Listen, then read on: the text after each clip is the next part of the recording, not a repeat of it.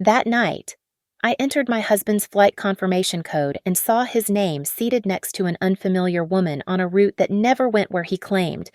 I printed every flight record, baggage claim, check-in history, stuffed them into a manila envelope and waited for him at the door. When I cross-referenced the TSA security stamps with hotel receipts, I understood he wasn't just cheating, he was planning to leave me using my own money. My name is Harper Lane, and at 34, I thought I had built something solid. Senior strategist at Beacon Ridge Consulting, owner of a 2-bedroom condo in Denver's Capitol Hill neighborhood, 8 years into a marriage that looked perfect from the outside. Grant Whitaker, my husband, worked as an architect at Northbridge Design Group, and together we were the couple our friends envied. Dual careers, no kids by choice, weekend trips to Aspen. The condo was mine, technically. Purchased 6 years ago with inheritance money from my grandmother. The deed bore only my name because Grant's credit score hadn't recovered from his student loans. "It's our home," I'd told him then, watching him trace his fingers along the exposed brick wall of what would become his office. Paper doesn't matter. The first crack appeared on a Thursday evening in March. Grant came home from what he called a client dinner, and when he leaned in to kiss my cheek, I caught at a scent that wasn't his cologne, wasn't mine. Something expensive and unfamiliar. Tom Ford, maybe. The kind of fragrance that costs $300 at Nordstrom. "New cologne?" I asked, keeping my voice light. "Client was wearing too much perfume," he said, already moving toward the shower. "You know how those developer wives are." But there was no client dinner on his calendar. I knew because we shared Google Calendars had since our engagement. The Thursday slot showed blank. More Thursdays followed. Cash withdrawals of $200, always on Thursday mornings. Parking and client lunches, he explained when I noticed the bank statements. His phone, which used to lie carelessly on counters and coffee tables, now lived face down, never more than arm's length away. When texts came through at 10:30 at night, he'd glance and flip it over, mumbling about project deadlines. The Portland trips started in April, every few weeks. A conference, a client meeting, a site visit. Northbridge Design Group's website showed no Portland projects. Their newsletter mentioned no Oregon expansion. When I asked about the sudden focus on Portland, Grant's answers came too quick, too detailed. The names of restaurants he'd tried, complaints about the rain, descriptions of buildings he'd toured. "You should come with me next time," he offered once, knowing I couldn't. Knowing my Q2 strategic planning sessions were unmovable. By May, I stopped pretending not to notice. The way he guarded his laptop screen, the extra gym sessions that never showed in muscle tone, the work emergencies that happened only on weekends. I visited my mother in Colorado Springs, my best friend Rowan Pierce, who'd built her career on high-net-worth divorces, listened to my inventory of red flags over wine at Bistro Vendôme. She'd handled 3 affairs that month alone, she said, swirling her Sancerre. "You need to know for certain," she said, her lawyer voice cutting through my emotional fog. "Right now you have suspicion. Suspicion doesn't hold up in court. Think of this as a case, Harper, not a heart. I don't even know where to start. Start with what you can prove. Credit cards, phone records, travel documents. Build a timeline. Document everything." She pulled out her phone, texted me a name. Mason Duval, private investigator, former FBI. Very discreet, very thorough. But Harper, she grabbed my hand across the table. "Before you hire anyone, try the simple stuff. You'd be amazed what people leave in plain sight." That night, Grant slept beside me, his breathing deep and even, his phone charged on his nightstand, face down as always. I stared at the ceiling, mentally cataloging what I could access. Our joint accounts. His frequent flyer account, we'd set it up together, used my email as the backup. His work calendar, synced to our shared desktop. The credit card statements that still came to the house. "Going to Portland again next week," he mentioned over coffee the next morning, scrolling through his phone. 3-day site visit, sustainable housing project. "Which firm?" I asked, not looking up from my laptop. Cascade Development? You wouldn't know them. But I would look them up. I would look everything up. And I would learn that sometimes the person sleeping next to you has been planning their exit long before you noticed they were already gone. The investigation started with a password reset at 2:15 a.m. while Grant snored beside me.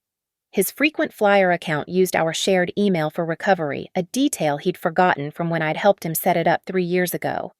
Within minutes, I was staring at his flight history, downloading PDFs of every booking, every boarding pass, every confirmation email, Portland, Seattle, Portland, Portland again, except the airport codes told a different story. Den to ABQ, Denver to Albuquerque. Every single Portland trip landed in New Mexico. I created a spreadsheet, color-coded like my consulting projects. Blue for financial transactions, orange for travel records, red for inconsistencies. The PNR codes, those 6-character booking references, became my Rosetta Stone. Each one unlocked a new piece of the puzzle seat assignments, companion travelers, baggage fees. The companion's name appeared on the third booking, M. Cole, seat 12B, right next to Grant's 12A. Our family Apple account gave me access to his location history through Find My iPhone. Another oversight in his careful planning. I cross-referenced the timestamps with his supposed Portland meetings. On April 18th, when he was allegedly touring sustainable housing, his phone pinged from Santa Fe. The Palace Restaurant at 6:45 p.m., the Hotel Chimayo until 7:23 a.m. the next morning. Credit card statements revealed the rest. A charge at Etain Jewelry Boutique in Taos, $840. Dinner at Geronimo Restaurant, $312. 2 lift tickets at Taos Ski Valley. Though Grant had told me he was tired of skiing this season. I need receipts for my expense reports, he'd said when I'd questioned a folder of restaurant bills in his briefcase. But Northbridge's HR portal, which I accessed through our shared home computer where his passwords auto-saved, showed no expense reports filed for any Portland trips. No travel authorizations, no project codes.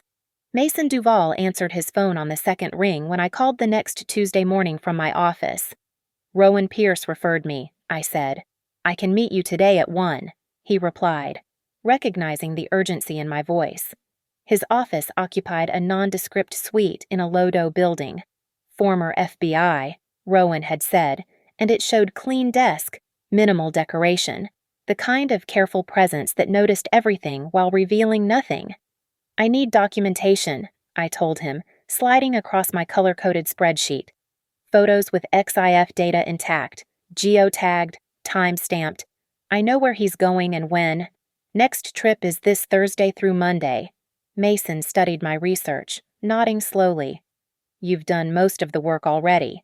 This is Santa Fe, not Portland. Albuquerque Airport, then Santa Fe. There's someone else, M. Cole. I'll need flight numbers, hotel information, anything you have on the companion. I handed him a folder. Everything I'd gathered, printed and annotated, the reservation at Echo Ridge Lake for a cabin rental, paid 6 months in advance, the recurring Thursday cash withdrawals, the jewelry store receipt I'd found photographed on his phone when he'd left it unlocked for 30 seconds while showering. This is thorough, Mason said, something like approval in his voice. Most people come to me with feelings. You've come with evidence. I'm a strategist. I believe in data. He quoted his rate. I paid the retainer in cash withdrawn from my personal account. The one Grant didn't know about my own safety net I'd started building the day I'd found that first unexplained receipt. That evening, Grant packed for his Seattle conference while I worked on my laptop in the living room, tracking his actual flight status. Den to ABQ. Thursday, 6:20 a.m. departure. Big presentation. I asked, not looking up from my screen.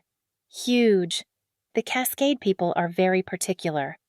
Want to see every detail of the sustainable design elements? You'll do great, I said, screenshotting his flight's seat map. 12A and 12B, already checked in. Wednesday night. We ate Thai takeout and watched Netflix, Grant's hand resting on my knee like always. He talked about the rain in Seattle, how he'd need his Gore-Tex jacket. I nodded and smiled, thinking about the Santa Fe weather forecast, sunny and 72 degrees. At 11 p.m., he set his alarm. "Early flight. I'll try not to wake you." "I'll be dead to the world," I promised. But I was awake at 4:30 a.m., watching him dress in the dark, awake when he kissed my forehead, awake when the door clicked shut, awake as I opened my laptop and pulled up his flight status, watching the icon of his plane move across the screen toward New Mexico, toward M. Cole, toward the evidence that would end everything he thought he'd hidden so well. The financial excavation required patience and precision. I started with the obvious, our joint accounts, the ones I monitored anyway. But Grant had grown careless with his computer, leaving browsers logged in, passwords saved. That's how I found the Peaks Credit Union account, opened 6 months ago with an address in Alamosa, Colorado, his college town, where we never went anymore. The statements told their own story. Direct deposits diverted from his Northbridge bonuses. $31,000 accumulated in careful increments. 500 here, 1,000 there. Always just below the amounts that might trigger questions. The account had 2 names on it, Grant Whitaker and Madison Cole. Madison Cole, not M. Cole anymore, but Madison, project manager at Northbridge Design Group. I pulled her LinkedIn profile, studied her face. 31 years old, University of Oregon graduate, joined Northbridge 18 months ago. The timeline clicked. Grant's Portland fixation started 6 months after she arrived. Rowan met me for coffee that Saturday at Stella's, reviewing my findings with professional detachment. "Asset dissipation," she said, marking up my printouts with a red pen. "Marital waste doctrine applies here. Every dollar spent on the affair, every dollar hidden, it's documentable. The court considers it theft from the marital estate. $31,000 in the hidden account, $14,800 in affair expenses, give or take. Plus the cabin rental." Rowan pulled up something on her phone. I ran a property search. 6-month lease at Echo Ridge Lake, $7,200 paid up front. Only his name on the lease. But check this. She showed me the screen. "Emergency contact Madison Cole." My stomach turned. He's building a life with her, using our money. Your money, technically, the condo's yours. Your inheritance paid for most of your joint assets. His architectural practice hasn't been as lucrative as he pretends. She pulled out a legal pad. "So we need documentation chains. Every withdrawal needs a date stamp, purpose code, final destination. The IRS calls it following the money. Judges love it." Sunday morning, while Grant golfed with clients' real ones, I'd verified I photographed everything. The Peaks Credit Union statements I'd printed. The cabin lease I'd found in his locked filing cabinet, the lock laughably easy to pick with a bobby pin. The receipt for a MacBook Pro purchased last month, which I hadn't seen in our home. The insurance policy he'd updated, removing me as beneficiary, adding Madison as business partner. Mason called Sunday evening with his first report. "Your husband checked into the Drury Inn Albuquerque Airport Thursday at 2:45 p.m. Miss Cole arrived in a separate Uber at 3:10 p.m. They left together in a rental car Audi Q5 charged to your husband's personal Amex, drove to Santa Fe, checked into La Posada Resort under both names. You have photos, time-stamped, geotagged, high resolution. Would you like me to continue surveillance? Everything. I want everything." Monday brought more discoveries. Grant's work laptop, left briefly unattended while he showered, revealed email drafts never sent. Love letters to Madison, dated 3 months back. Plans for after the divorce he intended to file, after he'd moved enough money, after he'd secured the Civic Arts Center project that would make his reputation. "I can't leave her until the finances are settled." One draft read, "Harper's inheritance complicates things, but 6 more months and I'll have enough established separately." I screenshotted everything, uploaded to a cloud account he didn't know existed. Tuesday, Mason delivered his full surveillance package. 218 photos. Grant and Madison at farmers markets, hiking trails, restaurant patios. The metadata intact on every file. One showed them furniture shopping, her hand on her stomach in that protective way pregnant women have. Jesus, I breathed. There's more, Mason said. The cabin lease includes an option to buy. The down payment cashier's check was drawn on the Peaks Credit Union account. Closing scheduled for September. The Excel file grew to 37 tabs. Financial forensics, Rowan called it. Date-stamped evidence of every lie, every diverted dollar, every elaborate deception. The Thursday cash withdrawals, $3,800 total, traced to hotels, restaurants, gifts. The client dinners that were romantic evenings at Francesca's table. The conference fees that were couples massage packages at 10,000 Waves Spa. Grant came home that night talking about Seattle's coffee culture, how the clients had loved his presentation, how the sustainable housing project was moving forward. That's wonderful, I said, saving the final version of my spreadsheet. 37 tabs. 218 photos. 14,800 in affair expenses. 31,000 in hidden assets. One cabin he planned to buy with my grandmother's money, diverted through careful financial gymnastics. You okay? He asked, pouring himself scotch. You look tired. Just work, I said. Big presentation tomorrow. It wasn't a lie. Tomorrow, I would present the most comprehensive strategic analysis of my career, but my audience wouldn't be clients or colleagues. It would be Grant, holding a manila envelope filled with the end of everything he thought he'd kept hidden. Wednesday morning, Grant wheeled his carry-on to the door, kissing my cheek with practiced normalcy. Seattle again. The Cascade project is heating up. Back Monday. Knock them dead, I said, watching him adjust his tie, the blue one I'd bought him last Christmas. The moment his Uber pulled away, I called Northbridge Design Group's main line, asking for HR. This is Jennifer Reeves. Hi, Jennifer. This is Harper Lane, Grant Whitaker's wife. I'm trying to surprise him for our anniversary and wanted to verify his Seattle conference schedule. Could you confirm which hotel the company booked? A pause. Mrs. Lane, I show no travel authorization for Grant this week. No Seattle conference on our calendar. I must have the dates wrong. Thank you. I hung up and opened my laptop. Grant's flight status showed on-time departure. Den to ABQ, 11:45 a.m. arrival. Then I called Mason. He's en route. Can you pick up surveillance in Albuquerque? Already arranged. I'll document everything through Monday. The locksmith arrived at 1 p.m.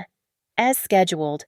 New deadbolt, new door handle, electronic keypad entry. Grant's key wouldn't work when he returned.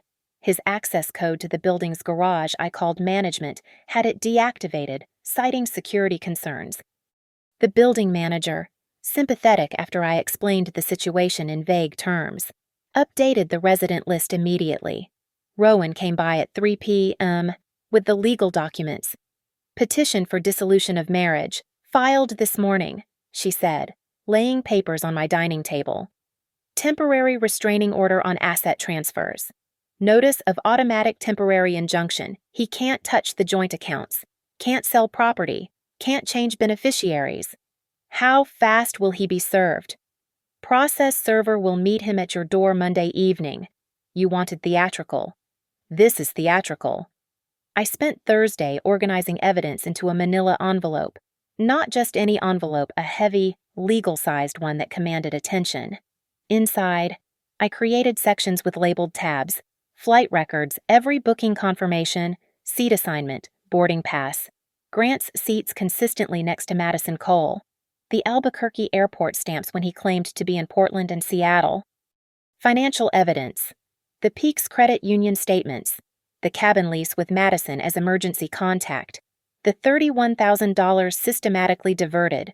Receipts for jewelry, hotels, dinners, $14,800 in marital waste meticulously cataloged. Photographs. Mason's surveillance, selected for maximum impact. Grant and Madison at Los Poblanos Inn. At the Santa Fe Farmers Market.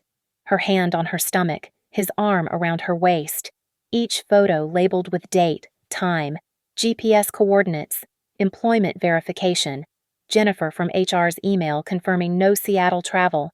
No Portland conferences. No Cascade Development Project. Legal documents. The divorce petition. The asset freeze. The restraining order on financial transfers. Friday. I worked from home, practicing my delivery in the mirror. Calm. Factual. No emotion bleeding through. Your flight records show Albuquerque, not Seattle. Neutral tone. The credit union account contains $31,000. Statement of fact. Madison Cole is pregnant. Observable evidence. Saturday. Mason called with updates. They're at the cabin now. Went to Home Depot this morning. Bought paint and fixtures. She's definitely pregnant. I'd estimate 4 or 5 months. The final piece. I updated my spreadsheet. Added the photos Mason sent. Grant painting a room pale yellow. Nursery colors. Sunday night. I sat in my dining room, the manila envelope centered on the table. Around it, I'd arranged the supporting documents Rowan would file with the court, financial affidavits, asset spreadsheets, the forensic accounting report showing every dollar diverted, every purchase made, every lie told through credit card statements and bank transfers. My phone buzzed with flight updates. Grant's Monday return flight, ABQ to DIN, scheduled to arrive at 4:20 p.m. He'd texted earlier about airport delays, about Seattle rain, about the successful client presentation that never happened. I moved through the condo, packing his things into boxes, his clothes, his books, his architectural awards. The wedding photos stayed on the walls, my lawyer said, to maintain status quo for documentation purposes. But his personal items went into labeled boxes, stacked neatly in the living room he'd soon be unable to access. The building concierge called at 4:45 p.m. Monday. Mrs. Lane, Mr. Whitaker is requesting access. His keycard isn't working. That's correct. Please tell him to call me. My phone rang seconds later.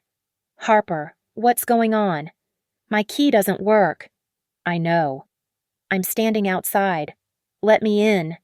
Your things are packed, but first, there's something at the door for you. I walked to the entrance, manila envelope in hand. Through the peephole, I watched him approach, tired from travel, confused, pulling his carry-on with the same hand that wore his wedding ring, the ring he'd probably removed for 4 days in Santa Fe. I opened the door 6 inches, extending the envelope through the gap. Welcome back from Seattle, I said. How was Albuquerque? The manila envelope weighed everything in Grant's hand. I'd chosen the contents for maximum psychological impact, arranged in an order that would dismantle his lies systematically. Harper, I don't understand page 1, I said through the 6-inch gap. Your divorce papers, already filed with Denver County. Page 2, the restraining order freezing our accounts. You'll want to call your lawyer about that.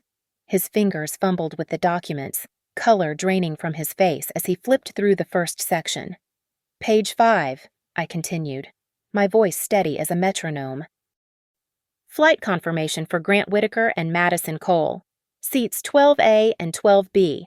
Denver to Albuquerque. Not Seattle. Never Seattle. This is a misunderstanding. Page 8. Your Peaks Credit Union statements. $31,000. Account opened 6 months ago with Madison Cole as co-signer. Page 12. The Echo Ridge Lake Cabin lease. Madison listed as emergency contact. He stopped trying to speak, just turned pages with increasingly shaky hands. Page 15. Surveillance photos. You and Madison at Los Poblanos Inn, April 18th, when you were supposedly at a sustainable housing conference. Page 22. Both of you at Home Depot yesterday. Buying paint. Yellow paint. Grant. Nursery colors. Through the gap, I watched him reach the prenatal vitamin receipt from Walgreens, the one Mason had photographed through a car window, Madison's name clear on the pharmacy bag. Page 30. Email from Jennifer Reeves, HR Director at Northbridge. No travel authorizations. No Seattle conferences. No Cascade Development Project. Your company doesn't even have business in Portland or Seattle. Harper, please, let me explain. Page 35. Forensic accounting summary. $14,800 in affair expenses. Dinners at Francesca's table when you claimed client meetings. The MacBook Pro you bought her? The jewelry from Taos? Every Thursday, cash withdrawal $3,800 total traced and documented. He looked up then, his architect's confidence shattered. How did you— I'm a strategist. Grant. Did you really think I wouldn't notice that I wouldn't document everything? It's not what it looks like. Madison and I, we're just pregnant. She's pregnant. Page 40 shows the insurance update where you tried to add her as beneficiary. Unsuccessful. By the way, you need spousal consent for that. The papers trembled in his hands. Behind him, I saw the process server approaching, the second envelope visible in his hand. Harper, we can talk about this. 8 years. 8 years of what the last 6 months have been you stealing from our marriage to fund your exit strategy. Page 45, your own email drafts. 6 more months, and I'll have enough established separately. You were planning to leave after you'd drained what you could. That's not I wasn't Grant Whitaker. The process server had reached us. I have legal documents for you. Grant turned, accepted the second envelope robotically. More copies, plus additional filings Rowan had prepared. The building manager has your access revoked, I said. Your boxes are packed. You have 60 minutes to collect them from the living room. Victor from security will supervise. This is my home. No, this is my condo, purchased with my inheritance. Deed in my name. You're no longer a resident. Check the building's updated occupancy list if you doubt me. He pushed against the door. But the chain held. Harper, don't do this. We can go to counseling. I'll end it with Madison. End it, you signed a lease together. You're having a child together. You opened bank accounts together. You didn't have an affair. Grant, you built a parallel life using money stolen from ours. I never meant page 51, the flight manifest for next month. You already booked tickets to New Mexico for Thanksgiving. Both your names. You were planning to spend Thanksgiving with her while telling me it was another conference. Victor appeared in the hallway, keys jangling on his security belt. Mrs. Lane, should I supervise the retrieval? Yes. Living room only? 60 minutes. I removed the chain, opened the door fully, and stepped aside. Grant entered what had been his home 12 hours ago, now foreign territory. His boxes waited in neat rows, labeled with Sharpie clothes. Books. Office. Personal. Your architectural awards are in box 4, I said. Your grandfather's watch is in the safe. Victor will escort you to retrieve it. The golf clubs are in box 7. Harper. He reached for my hand. I stepped back. Madison is waiting for you, probably worried. You should call her, explain why you're late. Tell her the Seattle conference ran over. You're being cruel. No. Cruel would be letting you continue stealing from me. Cruel would be pretending not to know while you drained our accounts. This is accountability. Adults face consequences. Grant. Check page 60, that's the full asset division proposal. Your lawyer will explain why it favors me. He stood among his boxes. The man who'd shared my bed for 8 years, now a stranger holding proof of his deception. I loved you, he said. You loved my zip code, my inheritance, the lifestyle my grandmother's money provided. If you'd loved me, you wouldn't have spent 6 months planning your escape with someone else's pregnancy test in your glove compartment. Victor supervised Grant's box removal with professional detachment while I sat at my dining table, laptop open, composing the email that would detonate his professional life. Rowan had advised against it. Let the divorce speak for itself, but Grant's deception demanded full accountability. To Jennifer Reeves, HR Director, Northbridge Design Group, CC Legal Department, Northbridge Design Group from Harper Lane. Subject formal complaint, ethics violation and fraudulent travel claims attachments. Evidence portfolio, PDF, 247 pages. Jennifer. Following our conversation regarding Grant Whitaker's travel authorizations, I'm filing a formal complaint regarding misconduct and potential fraud involving Grant Whitaker Senior Architect and Madison Cole Project Manager. The attached documentation demonstrates falsified travel claims for non-existent conferences in Portland and Seattle, inappropriate relationship between supervisor and subordinate during active project collaboration, Misuse of company time claimed as business travel potential violation of Northbridge's fraternization policy. Specifically, Section 4.3 regarding relationships within reporting structures. Evidence includes flight records showing travel to Albuquerque, Santa Fe when claiming Portland, Seattle hotel receipts for shared accommodations during supposed business trips, financial records indicating joint personal investments made during company time, surveillance documentation confirming non-professional relationship during Project Cascade timeline. As Grant's spouse, I have legal standing to report potential fraud affecting marital assets. I defer to Northbridge's Ethics Committee regarding appropriate action. Respectfully, Harper Lane Senior Strategist, Beacon Ridge Consulting. I attached the PDF carefully curated flight records, hotel folios with both names, credit card statements showing Grant had claimed some expenses as business development on his personal card, likely for reimbursement. Mason's photos remained excluded. Those were for court only. Time's up, Victor announced at 6:55 p.m. Grant emerged from the bedroom carrying his grandfather's watch, the last retrieval. 7 boxes stood by the door, his entire presence in my life reduced to cardboard and packing tape. The building has a storage unit rental if you need temporary space, Victor offered, professional to the end. Madison has room, I said, not looking up from my laptop. The cabin at Echo Ridge Lake has plenty of space. Use the $31,000 from your secret account for movers. Grant set down the last box, studying me across the room that had been ours. You're destroying everything. No. You destroyed everything. I'm documenting it. I hit send on the email, the whoosh sound filling the silence. HR will receive your ethics complaint in 60 seconds. I've CC'd legal. You contacted my employer. Fraternization between supervisor and subordinate violates Section 4.3 of your employee handbook. Falsifying travel for personal use constitutes fraud. Those aren't marital issues. Grant, those are professional violations. His phone buzzed. Then again. Messages flooding in, probably HR's automated acknowledgement. Maybe Jennifer Reeves herself. Working late. They'll investigate, he said, voice hollow. Yes, and they'll find Madison was your direct report on the Civic Arts Center project. They'll discover the timeline your affair started while she reported to you. They'll verify the travel fraud. Northbridge has government contracts. Grant. They can't afford ethics scandals. More buzzing. Madison calling, her name lighting up his screen. Answer it, I said.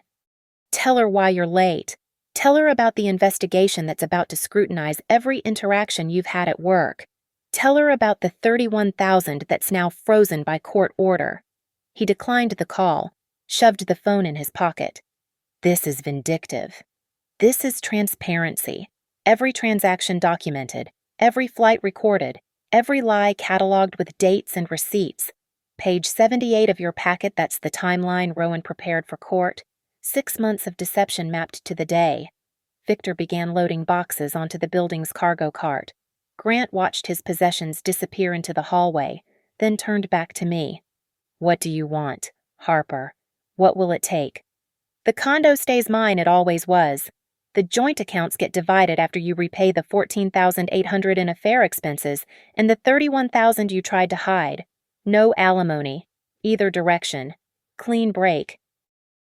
And if I fight it, then pages 80 through 200 become public record. Every receipt, every photo, every email draft where you planned to leave me after draining more money. Colorado is equitable distribution. Grant. But judges despise asset dissipation. Rowan says you'll be lucky to keep your retirement accounts. His phone rang again, a Denver number this time. Probably his lawyer, having received Rowan's filing.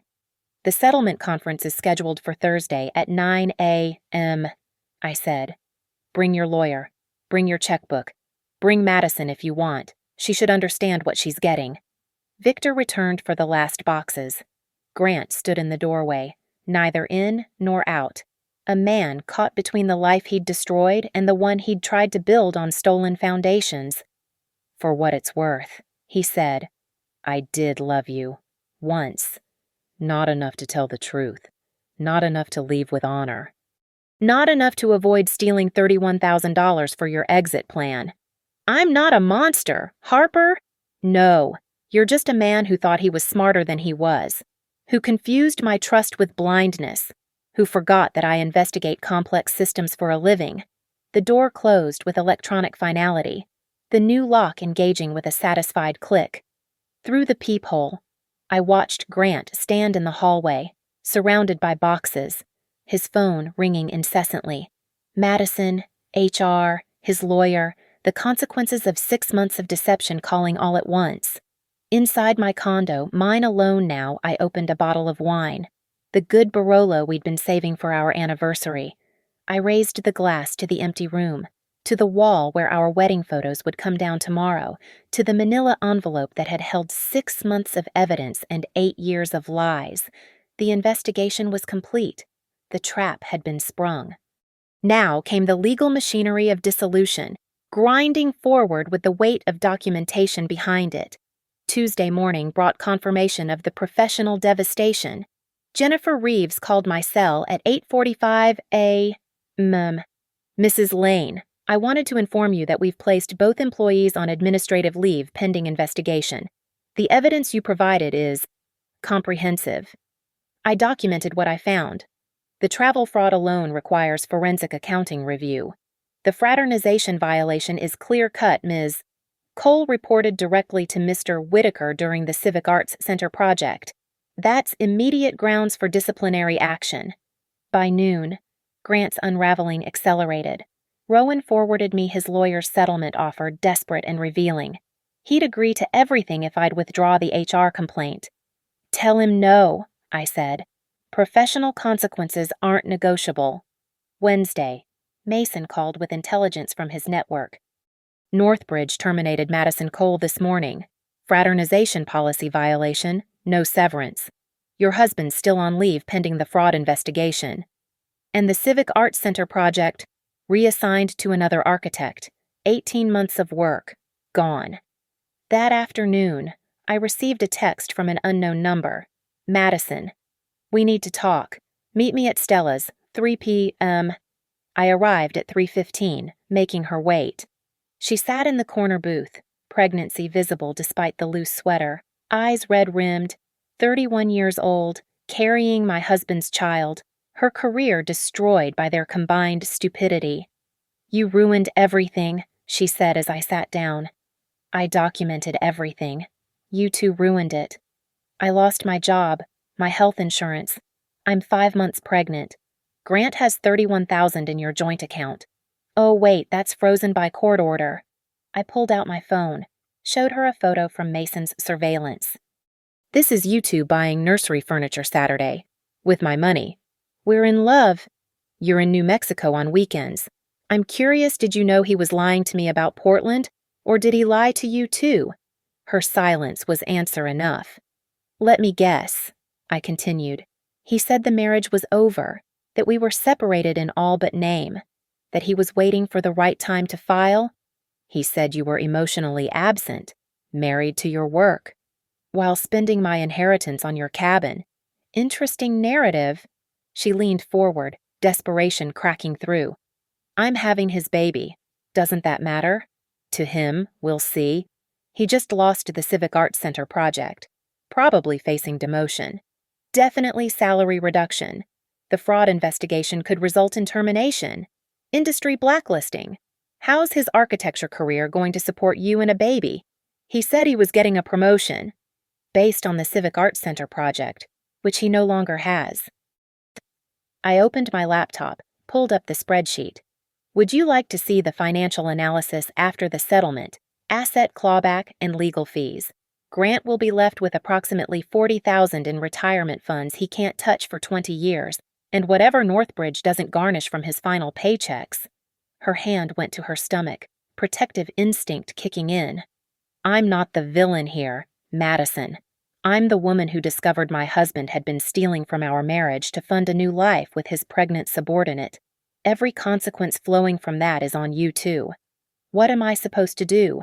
File for child support, get a lawyer, find a new job, though the termination for ethics violations will make that challenging. Grant's your problem now.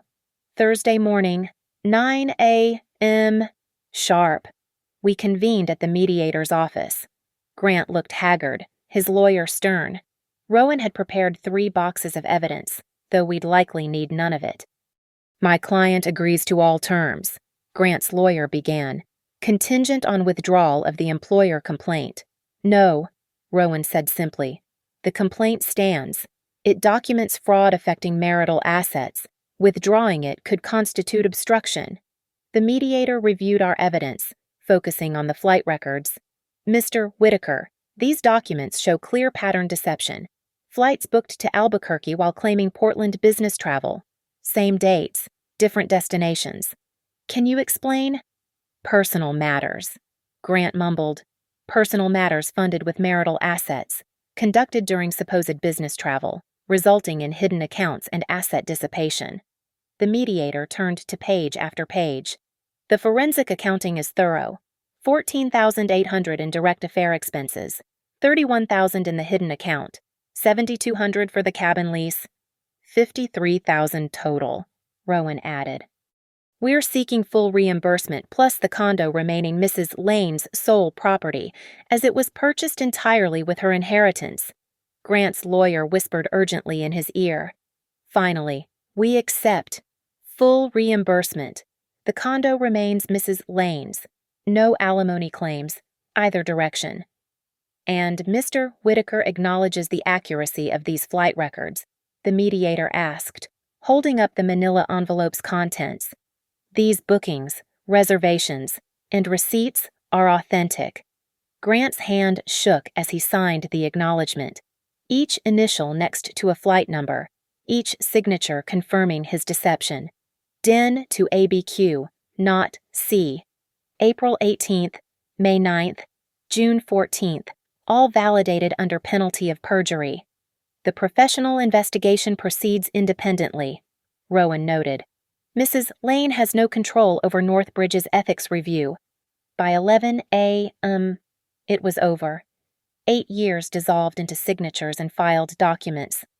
Grant kept his retirement accounts, his car, his personal possessions. I kept the condo, recovered the stolen funds, maintained my financial independence. HR made their determination, Grant said as we waited for final copies. 30% salary reduction, probation, no management responsibilities for 2 years. And Madison, gone. They won't rehire her. She's pregnant with your child, Grant. Your actual responsibility. Not a mistress anymore, a family obligation. He looked at the floor. Architect of his own demolition. The final settlement conference took place in the Denver County Courthouse. Room 4B, fluorescent lights harsh against the mahogany table. Grant's new reality showed in his diminished presence the architect who'd once commanded rooms now hunched over documents, reading terms of his own surrender. Rowan laid out our evidence with surgical precision. The flight manifests first, each one tagged with colored tabs. Exhibit A through F, Your Honor. Booking confirmations showing Mr. Whitaker purchased tickets to Albuquerque while claiming business travel to Portland and Seattle. The judge, Margaret Chen Williams, studied each document. Mr. Whitaker, do you contest these flight records? No, Your Honor. Exhibit G through M, Rowan continued. TSA checkpoint timestamps corresponding with the flights, baggage claim receipts, and rental car agreements, all matching the Albuquerque travel dates. Grant's lawyer attempted minimal defense. Your Honor, while my client acknowledges personal indiscretion, the marital assets were systematically diverted, Judge Chen Williams interrupted, reading the forensic accounting. $31,000 in hidden accounts, $14,800 in documented affair expenses. This constitutes clear asset dissipation. She turned to the photograph Mason had taken of the Peaks Credit Union statement. So, this account was opened 6 months ago, funded with diverted bonuses, with Madison Cole as co-signer. Mr. Whitaker, did you inform your wife about this account? No, Your Honor. Did you use marital funds to pay for the cabin at Echo Ridge Lake? Yes. Each admission felt like watching him sign his own financial death warrant. The judge continued through the evidence, noting the jewelry receipts, the hotel charges, The cash withdrawals every Thursday like clockwork. The flight records alone demonstrate systematic deception, she said, holding up the manila envelope that had started everything. 37 documented instances of claiming business travel while pursuing a personal relationship. This court finds clear evidence of marital waste. The ruling came swift and decisive. The condo remained mine entirely. My inheritance had purchased it. Only my name on the deed. The joint accounts would be divided after Grant repaid $53,000 in documented marital waste. No spousal support in either direction. Clean break, exactly as I'd demanded. Furthermore, Judge Chen Williams added, given the evidence of asset dissipation and financial deception, the court orders Mr. Whitaker to pay Mrs. Lane's legal fees. The amount of premeditation shown in these flight records, the elaborate nature of the deception this warrants full fee shifting. Grant's pen trembled as he signed each page. The architect who'd designed buildings now watched his life's blueprint collapse. Each signature acknowledged what the flight records proved: 6 months of lies documented in booking confirmations and seat assignments.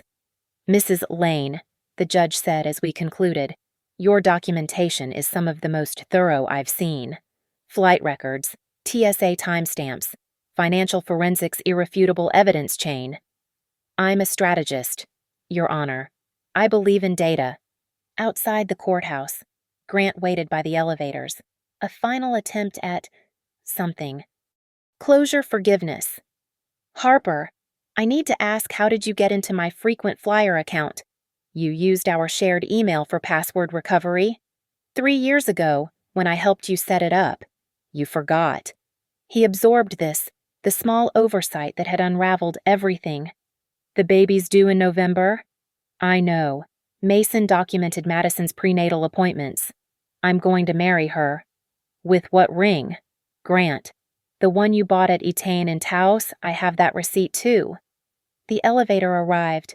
I stepped in alone, leaving him in the hallway with his boxes of evidence, his pregnant mistress, his demoted career, his documented destruction. As the doors closed, I saw him pulling out his phone, probably calling Madison to explain why he'd lost everything except the obligation of child support. Back in my condo, mine alone. Confirmed by Judge's ruling, I filed away the manila envelope that had ended my marriage. Every flight record, every receipt, every photograph tucked into my filing cabinet under closed. The evidence had served its purpose, transforming suspicion into proof, proof into justice, justice into freedom. Rowan called that evening with final numbers. After fee shifting and asset recovery, you're whole. Better than whole. The condo's yours free and clear. The stolen funds returned with interest. Your retirement untouched. And Grant, paying child support for 18 years, reduced salary at Northbridge, Madison unemployed and unemployable in Denver's architecture scene. They'll probably have to relocate. To New Mexico. The cabin's all they have left, though how they'll afford it now is another question. I stood at my window, looking out at the Denver skyline, the city lights beginning to twinkle. Somewhere across town, Grant was learning what it meant to lose everything through documented stupidity. Somewhere else, Madison was discovering that stolen husbands come with heavy prices. The flight records had told me everything, not just where he'd gone, but who he'd always been. A man who could look me in the eye over morning coffee and lie about Seattle rain while booking tickets to Albuquerque sunshine. A man who thought password recovery emails and TSA timestamps wouldn't matter. A man who confused my trust with blindness. I pulled out my laptop, deleted his frequent flyer account from my saved passwords. The last digital thread severed. Harper Lane, senior strategist, single woman, sole owner of a Capitol Hill condo. The manila envelope had done its work. The marriage was over, ended not with tears or shouting, but with evidence. Flight confirmations, boarding passes, receipts. The paper trail of betrayal, transformed into the foundation of my freedom. Grant had taken those flights to build a secret life. The records of those flights had destroyed it. Justice, I learned, sometimes comes with a confirmation code and a seat assignment. Thank you so much for listening to this story. I'd love to know where you're tuning in from. please share in the comments below so we can connect. If this story resonated with you, don't forget to subscribe to the channel and share your thoughts. Your experiences and perspectives make these stories even more powerful. Until next time.